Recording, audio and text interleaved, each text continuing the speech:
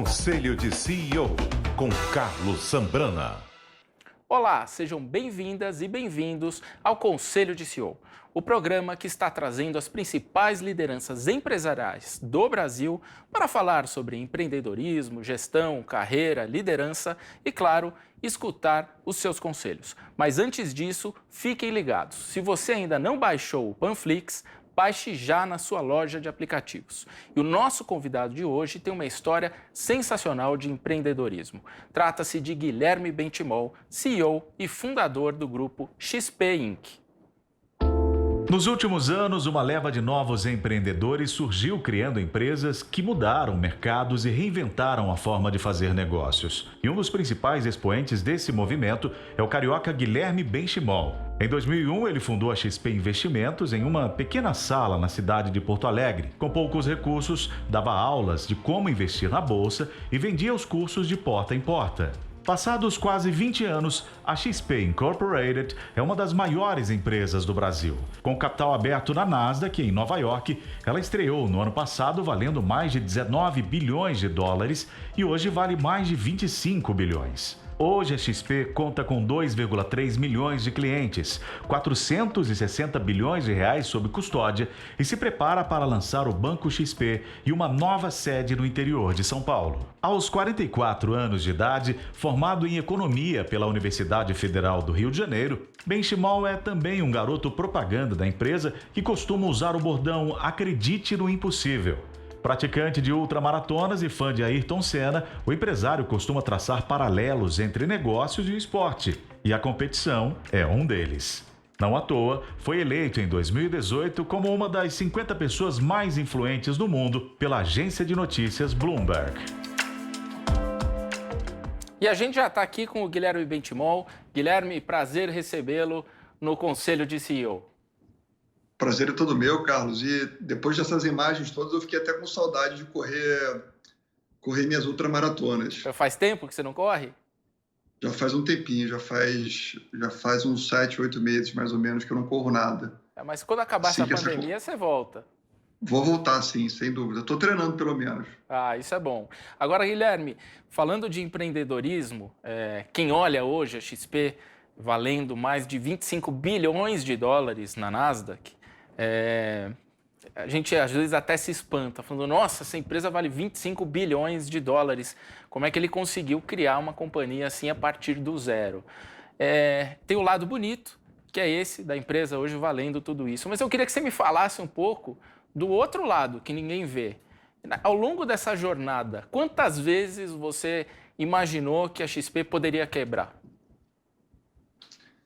Olha, Carlos, a vida do empreendedor é no fio da navalha o tempo inteiro, né? E, acima de tudo, você não pode acreditar que você chegou lá. Porque se você acreditar que chegou lá, você vai baixar a guarda, vai relaxar, e aí que é o começo do fim, eu diria, né?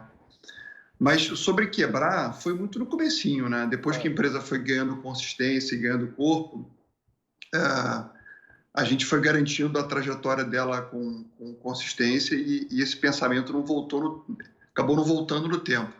Mas como você muito bem comentou no começo, eu comecei com 10 mil reais no bolso, era uma salinha que tinha 25 metros quadrados, então eu não tinha naquela época apoio de fundo de investimento, não tinha nenhum mentor, então eu tive que aprender a me virar sozinho, né? Então nesse momento ali teve uns 2 anos de vida muito difícil, onde eu me lembro que no final de 2002 eu estava sentado em frente à minha escrivaninha, eu morava num kitnet em Porto Alegre, fazendo meu currículo, porque eu estava quase quebrando, né? Eu tive que vender meu carro e assim por diante. Então, eu diria que eu comecei como todo empreendedor comum do Brasil. Mas depois que a gente superou essa fase inicial, a empresa ela foi crescendo, obviamente que nunca é uma linha reta, e você vai aprendendo sempre a evoluir com os erros, né? Mas o sentimento de quebrar foi só no comecinho mesmo. Agora, quanto tempo você ficou sem receber salário, receber dinheiro da empresa no início? No início foi diria que uns 2, 3 anos, eu tirava o mínimo necessário. Eu tive que, no começo, abrir mão eu tinha uma reserva que era pequena, eu tinha basicamente um ativo que era um carro, que eu vendi, e o carro ajudou a financiar o capital de giro da empresa e, simultaneamente, a minha sobrevivência, né? Então, eu só comecei a tirar algum dividendo da empresa ali por volta de 2003, 2004, né? Eu não tinha outra opção, né? Então, eu no começo tinha uma vida que se encaixava numa renda mensal, essa renda foi ficando menor, eu fui me acomodando e, e, e aí você vai se ajustando, né? Você, como empreendedor, você sabe que o mais importante é garantir a sobrevivência da companhia. Você não pode acabar com o seu oxigênio, né? Que é o seu caixa. Então, você vai criando uma política onde o sacrifício é sempre em cima de você, né? Em cima de você e dos seus sócios, né? Porque você quer manter os seus funcionários, né? Você quer manter a sua equipe minimamente adequada. Agora, o curioso foi que a XP, a origem dela, foi porque você foi demitido, né? Você resolveu empreender. Foi isso, Guilherme? Foi isso. Foi eu quando comecei a empresa, eu trabalhava numa corretora carioca que não existe mais. Minha família não é de empreendedores. Meu pai é médico, minha mãe é artista plástica. E eu me lembro que umas 2 semanas antes de eu ser demitido, eu cheguei em casa um pouco assustado. Eu falei, pai, escutei uns boatos lá no corredor da empresa que eu trabalho que devem cortar algumas pessoas, porque a empresa vai ter que ajustar a despesa e etc. Aí ele falou assim, Guilherme, fica tranquilo que bons executivos nunca são mandados embora, né? Então, assim, ele não tinha experiência no mundo corporativo e eu cheguei em casa duplamente frustrado, né? Eu comigo mesmo e, naturalmente, com meu pai também. E eu quis fugir. Falei, olha, deixa eu fugir do Rio de Janeiro, porque eu não quero ficar aqui nesse lugar mais onde eu nasci, porque eu estou com vergonha do que aconteceu comigo. E assim eu fui morar em Porto Alegre, e a decisão de empreender foi para que eu tivesse controle sobre a minha vida. Eu aceitava quebrar, mas eu queria controlar a minha vida e não sofrer aquela dor que eu senti quando eu fui demitido. Então foi com esse sentimento que a XP começou. Aliás, eu li o seu livro, Na Raça, que conta a história, a sua história e a história da XP, e fica muito evidente o quão a força do seu pai, qual é a influência do seu pai para a sua carreira. Eu queria que você contasse um pouco isso, assim, o quão forte é a influência do seu pai no dia a dia, o quanto você se espelhou nele na sua trajetória. Carlos, meu pai sempre foi um trabalhador muito raçudo, né? Além de muito competente. Então, eu cresci a vida inteira vendo ele acordar cedo, dormir tarde. Ele é médico, né? Então, não tinha fim de semana. Eu diria que o sonho dele era que eu talvez tivesse me transformado em médico e seguido a carreira que meu avô seguiu, né? Então, meu avô era médico, meu pai virou médico e eu acabei mudando a trajetória. Mas eu sempre me espelhei nele no comprometimento que ele tinha com a atividade que ele fazia.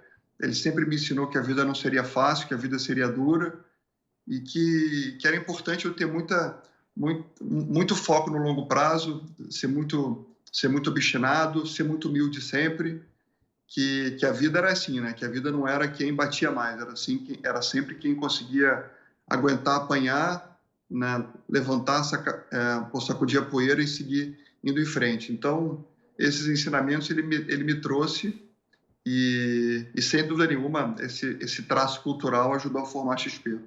Você falou que o teu pai gostaria que você fosse médico, mas você já disse que se não fosse empresário, seria atleta. Qual é a ligação que você tem com o esporte? Eu acabei não comentando também, mas meu pai sempre me incentivou desde muito jovem a fazer muito esporte, né? Muito esporte competitivo. Então, eu diria que na adolescência eu queria ser tenista, né? E meu pai me estimulava a ser tenista, entre aspas, até eu começar a ir mal no colégio. Aí, quando eu comecei a ir mal no colégio, ele foi tirando as aulas de tênis e assim foi. Então, assim, eu diria que o esporte ajuda muito, né? O esporte te ajuda a conhecer quase como a vida real funciona, né? Porque tem dia que você está bem, que você ganha, você tem dia que você está mal, você tem que ter... você tem que se preparar, você tem que montar uma estratégia. Então, são coisas que na vida empresarial são muito parecidas, né? Então, eu diria que que meu pai me ajudou a entrar nesse mundo, a me estimular. E a vida real você tem que aprender a ser competitivo, né? Se você não for competitivo, você não vai vencer as batalhas que a vida vai te impor, né? Então, eu sempre deixo essa dica, né? Estimulem seus filhos a fazerem esporte, façam esporte, além de ser algo que vai deixar a sua vida mais feliz, né? Você vai ter mais saúde, você vai trazer muitos ensinamentos práticos também. Você, agora voltando a falar um pouco da XP, depois das dificuldades nos primeiros anos, quando é que foi o estalo, assim, teve um dia assim, que você teve um estalo de disse, essa empresa vai virar? Teve alguma ocasião, assim, que você decidiu ou percebeu que, de fato, a XP ia decolar? Carlos, quando começou a empresa, né, bem no comecinho, eu diria que quando a gente teve essa visão de ensinar as pessoas, foi quando eu senti que eu estava empreendendo de verdade, né? Porque como empreendedor, se você não faz lucro líquido, né, você não sente que você está empreendendo. Então, no começo era só prejuízo. Então, quando a gente começou a dar aula, quando eu comecei a dar aula e comecei a perceber que o caminho era ensinar, e a consequência de ensinar bem ensinado era converter aqueles alunos em clientes nossos, ali eu senti que eu estava empreendendo. Mas eu só senti mesmo que o projeto começou a ter robustez de verdade em 2010, quando um fundo britânico, a ACT, entrou como acionista nosso. Que aí teve um selo de qualidade de um investidor externo que entrou, aportou 100 milhões de reais na companhia. Nosso valor de mercado na época eram 500 milhões de reais. Então, ali foi quando eu senti que a coisa tinha ficado sério mesmo, né? Porque até lá era a gente empreendendo carreira solo, né? Você não tinha... Sim, a gente investia no mês seguinte ou nos meses seguintes, se nos meses anteriores a gente havia acumulado sobra de caixa. Então, a vida, quando você é sozinho, é muito mais dura. Então, quando entrou esse investidor, teve um selo de qualidade e aquilo realmente trouxe a sensação de que o projeto tinha ficado, de fato, muito sólido. Mas quando que você acha que foi o gatilho para ganhar mais clientes, trazer mais produtos, enfim? Conta um pouco dessa evolução da XP. Porque a XP era uma corretora, acabou virando uma empresa que tem atuação em vários segmentos, obviamente no mercado financeiro. Olha, o gatilho veio quando a gente comprou, por 7 anos foi agente autônomo, né? Então, em 2007, a gente comprou a última corretora do ranking da Bolsa Brasileira, que era a corretora American Invest, uma corretora que tinha 3 funcionários, literalmente. E a gente começou a montar a nossa corretora a partir dessa compra. E quando a gente começou a desenhar uma corretora que pudesse atender agentes autônomos da forma como não atendiam a gente foi entendendo que cada vez mais essa profissão era uma profissão que carecia de mais produtos, de uma experiência mais inteligente. Então, eu diria que foi um processo que começou em 2007 e segue evoluindo até hoje, mas foi muita necessidade nossa, né? O fato de ter uma corretora, de ter custo fixo, de ter que construir uma experiência que pudesse ajudar o cliente a ser mais fiel à nossa empresa. E aí, quando você vai entendendo a concentração bancária no Brasil, e ali em 2007 eu diria que era em torno de 99% do que se poupava no Brasil era basicamente nos bancos comerciais brasileiros.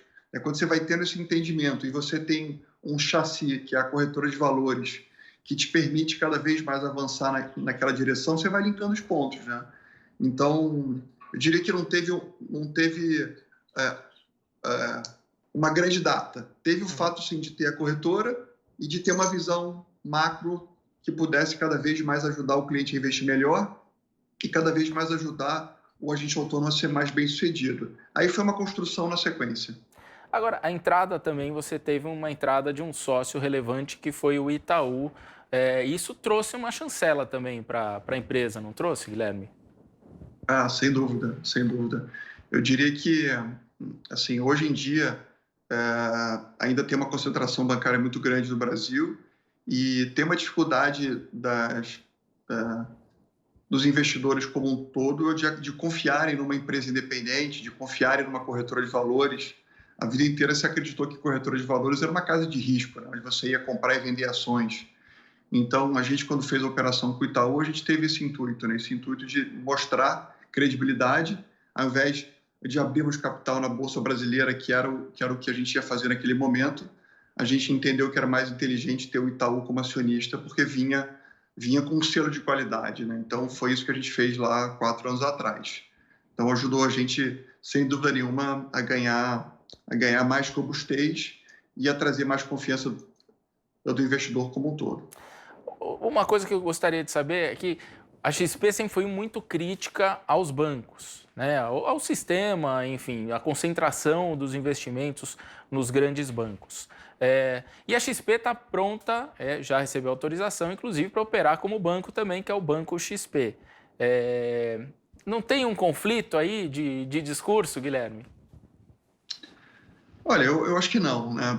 A gente, quando sempre contrapôs ao formato convencional, né, que é a concentração bancária atual, o que a gente está dizendo não é que, assim, é fundamental que você tenha uma conta no banco. Porque se você não tiver uma conta no banco, você não vai ter cartão de crédito, você não vai ter conta corrente. Então, não tem como a gente ser contra isso, que é uma coisa natural. Mas quando você investe no banco, normalmente você vai investir através de um gerente de banco. Ele tem as suas metas, que são metas muitas vezes não alinhadas com seus interesses, são metas alinhadas com o banco. Normalmente, os bancos eles são muito mais fechados do que as corretoras independentes. Eles te cobram tarifas muito mais elevadas. Então, o que a gente sempre atacava no bom sentido era justamente esse conceito, né? O conceito de que se você quisesse investir, você ia ter muito mais acesso a produtos, a serviços melhores se você tivesse numa corretora. Não obstante a isso, né, são quase 2,5 milhões de pessoas que investem com a gente. Essas pessoas elas são obrigadas a ter uma conta corrente no banco. Então, a gente não oferece essa facilidade que você só consegue dentro do banco comercial. Então, lá você consegue investir e você consegue ter a facilidade do banking convencional que eles oferecem. O que a gente vai entrar agora é justamente mantendo tudo aquilo que nos trouxe até aqui, mas também incluindo os serviços bancários que podem ajudar o cliente a ter uma relação concentrada na gente e ter uma vida mais fácil, né? Afinal de contas, você vai ter um cartão de crédito inteligente, você vai poder transferir dinheiro, você paga a conta e etc, etc. Ou seja, a gente vai continuar sendo a mesma empresa independente, focada no investimento, mas você, como cliente nosso, se quiser, você vai ter a conta corrente e todos os seus benefícios por trás, dentro de um conceito super inteligente, tá? Sem tarifa, com juros muito baixos e assim por diante. Então, assim, eu acho que é bem diferente do que a gente enxerga que os bancos comerciais oferecem. Agora, falando de pandemia, essa pandemia, em março, a Bolsa desabou, todo mundo achou que era o fim do mundo e, de repente, surpreendentemente, a Bolsa voltou a subir e recuperou tudo que tinha perdido lá atrás. Como é que foi para a XP, como é que foram esses momentos para a XP e que nova companhia surge depois dessa pandemia? Eu diria que a pandemia foi um desafio muito grande, né? Não só porque obrigou a gente a ficar preso em casa, mas porque, enfim, a gente viu amigos que eram próximos terem contato com a doença, que a gente viu o estado do Brasil, né? Então, eu diria que foi muito duro, vem sendo muito duro, inclusive. Como empreendedor, eu diria que também foi um susto muito grande, né? Afinal de contas, a gente teve que se preocupar, acima de tudo, com a saúde das pessoas, garantindo que todo mundo ficasse em lugar seguro, ficasse nas suas casas. E não é trivial colocar 3 mil funcionários em casa em 10 dias, entre 10 dias e 2 semanas. Então, naquele momento ali, eu até achei que a gente não ia conseguir, né? Assim, mesmo eu que sou super otimista, achei que o desafio não era tão trivial assim. Mas os dias foram avançando, a gente foi vendo que a empresa foi melhorando, a gente foi se adaptando a uma nova rotina e hoje em dia eu posso afirmar que, sem sombra de dúvida, que a empresa está melhor do que estava antes da pandemia. A gente está mais organizado, a gente consegue focar naqueles pontos mais relevantes, a gente ficou mais produtivo, as pessoas sentem que elas têm, mesmo ainda sem a liberdade que a gente tinha anteriormente, elas sentem que tem mais qualidade de vida. Então, a gente viu que voltar ao formato anterior seria desperdiçar uma crise. É possível, sim, construir o meio do caminho entre aquela vida anterior que a gente tinha e essa vida atual. E até por isso que a gente veio com um conceito que é a Vila XP, que é justamente encontrar esse meio do caminho, né? A gente quer ter um ponto de encontro nosso que seja inspirador, que possa falar de cultura, que possa trocar melhores práticas, que possa fazer o onboarding das pessoas, mas o bater ponto, né, que é o dia a dia das pessoas, a gente entende que isso tem que funcionar, isso possa funcionar mais de forma descentralizada, ou seja, cada um nas suas casas, morando onde quiser, e isso tudo traz mais qualidade de vida novamente, e com mais qualidade de vida a gente entende que as pessoas entreguem muito mais resultado.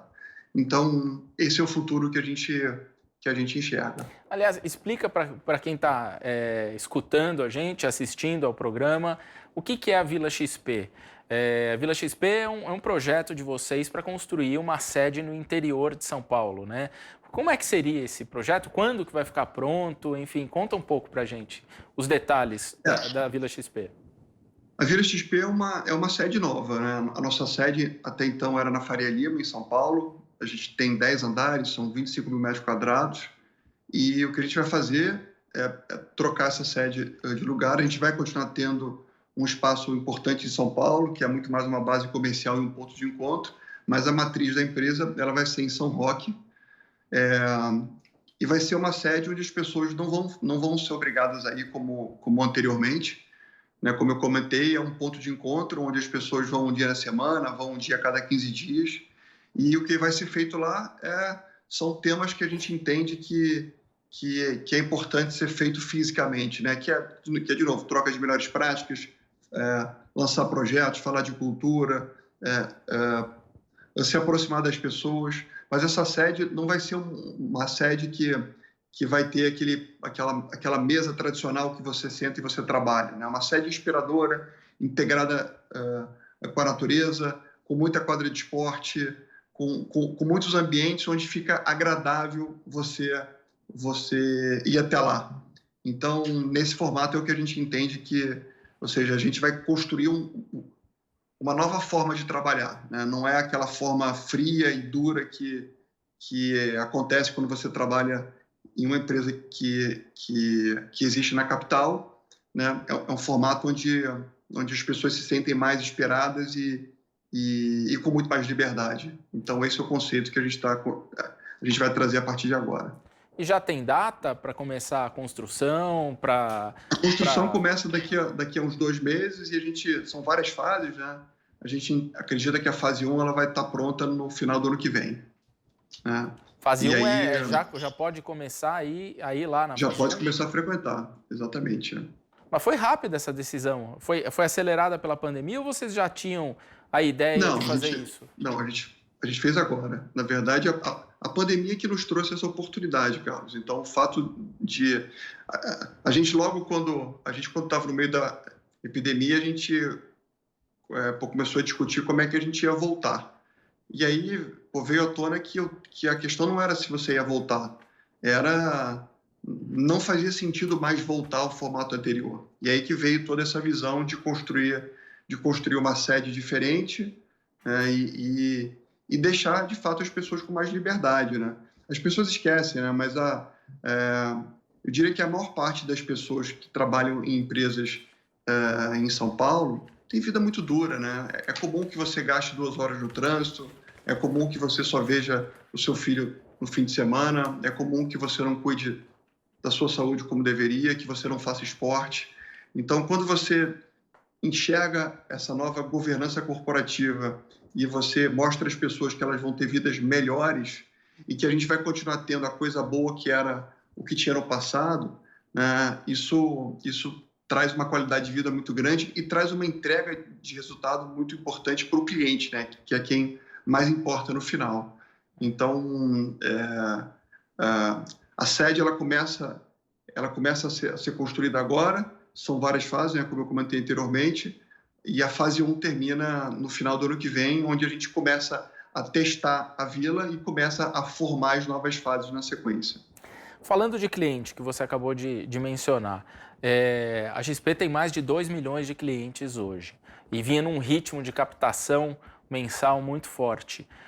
Com a pandemia, continuou esse ritmo? Em que média que está o nível de captação de novos clientes e também de dinheiro sob custódia? A captação nossa segue crescendo como um todo. Eu diria que a pandemia, no caso nosso, ela acelera o crescimento, acima de tudo, porque baixou ainda mais as taxas de juros, né? Isso naturalmente incomoda as pessoas, leva as pessoas a encarar investimento de um jeito diferente. E além disso, o fato de nós sempre crescermos levando educação financeira às pessoas, né? Quando as pessoas ficam mais em casa, essa equação acaba sendo feita com mais intensidade. Então, eu diria que a combinação de ter juros menores com mais conteúdo, isso acelera o nosso crescimento. Então, eu diria que a pandemia acelerou talvez aquilo que fosse acontecer nos próximos anos. Você não pode dar uma palhinha para a gente aí de quanto que vocês estão captando por mês? A gente não pode, a gente é uma empresa listada, então, infelizmente, essa informação só no final de cada trimestre. E no último trimestre, como é que foi o desempenho? No segundo trimestre, a gente captou, na média, mais ou menos 10, 11 bilhões de reais por mês, mais ou menos. Vocês têm uma meta ambiciosa de chegar a 1 trilhão sob custódia. Vocês continuam perseguindo essa meta? Isso, para quando você acha que a XP consegue chegar nela? Carlos, a gente não deu, assim, desde que a gente abriu o capital, a gente não dá guidance de custódia, mas sem dúvida nenhuma a gente vai continuar crescendo e a gente vai atingir o trilhão, a gente vai atingir o segundo trilhão, né? É uma questão de tempo. A gente está comprado num projeto de longo prazo e, de novo, a concentração bancária no Brasil é muito grande, são quase 10 trilhões de reais investidos e a gente hoje tem um market share de aproximadamente 5% desse montante. Então, dá para imaginar que a gente tem um oceano azul muito grande pela frente. Então, eu diria que é uma questão de tempo. Em termos de pessoas físicas investindo em bolsa, você acha que o Brasil tem um espaço para crescer ainda mais do que conquistou nesses últimos tempos? Olha, eu não tenho dúvida disso, né? Ainda mais quando a gente olha a taxa de juros que existia no país, né? O Brasil, desde o Plano Real, tem uma taxa de juros médias de mais de 13% ao ano. Então, isso por si só já traz um custo de oportunidade muito grande, o que não faz com que as pessoas tenham que aprender a investir como se investe mundo afora. Se você é um estrangeiro, né, e é comum que você tenha que ter visão de longo prazo, que você tenha que assumir um pouco mais de risco, mas aqui no Brasil isso não acontecia. O fato de ter o governo não administrando tão bem as contas públicas, né, fazia com que os juros ficassem altos e, de novo, as pessoas naturalmente ficavam muito alinhadas com o CDI. Né? Quando o CDI cai, essa mudança estruturalmente começa a acontecer. Então, quando a gente pega os Estados Unidos, que tem 50% das pessoas investindo em ações, aqui no Brasil é 1%. Né? Então, eu diria que, sem dúvida nenhuma, tem uma avenida muito grande pela frente, onde o nosso maior desafio é realmente garantir que os juros fiquem baixos estruturalmente a longo prazo. Você construiu uma empresa hoje que é uma potência, tá? Se bobear, em alguns anos você passa até os grandes bancos em termos de valor de mercado. Mas, obviamente, você não construiu isso sozinho. Isso também é fruto de um bom time. Quais são os critérios que você usa para escolher as pessoas que vão trabalhar com você? Bom, eu diria que,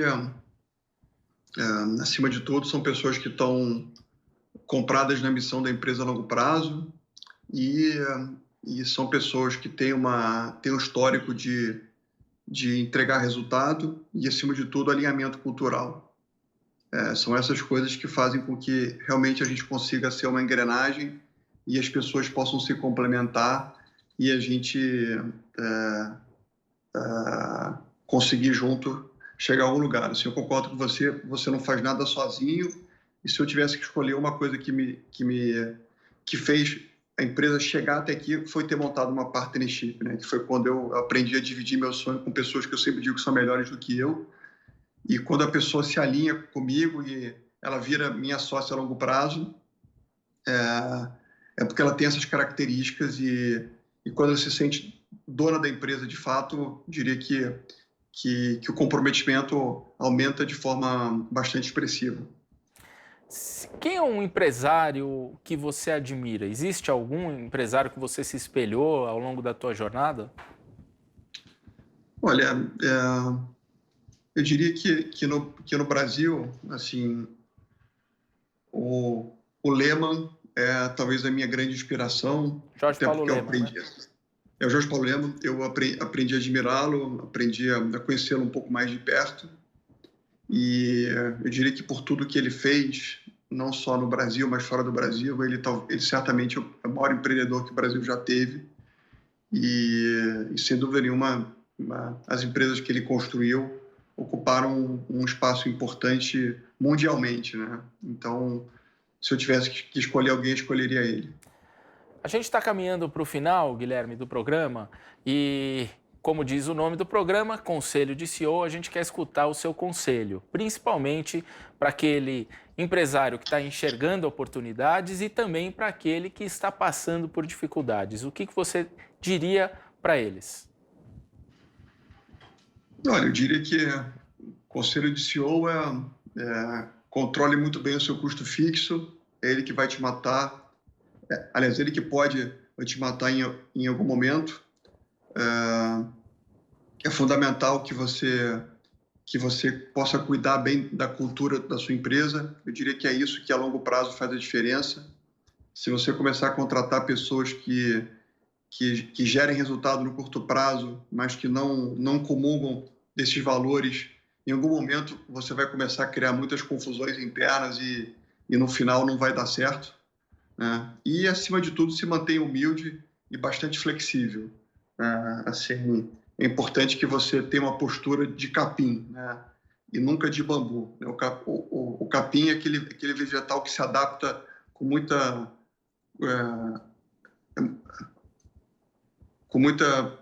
velocidade, então ele nunca quebra, né? Ele bateu o vento de sul, norte, leste, oeste, ele se adapta e acaba que essa condição é muito importante, né? Já o bambu não, é aquela planta que é firme, que é rígida, e então, assim, jamais seja arrogante.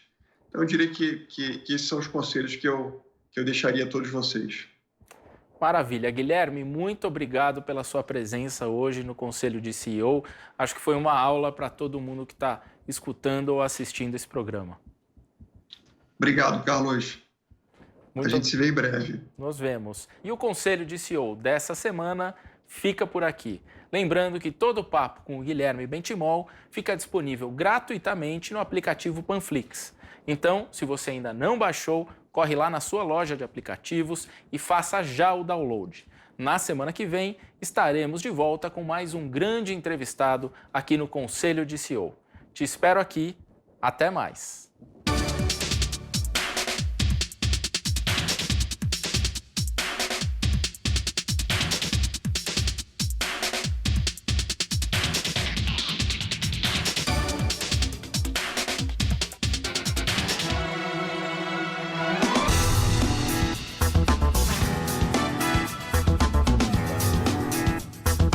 Conselho de CEO, com Carlos Sambrana.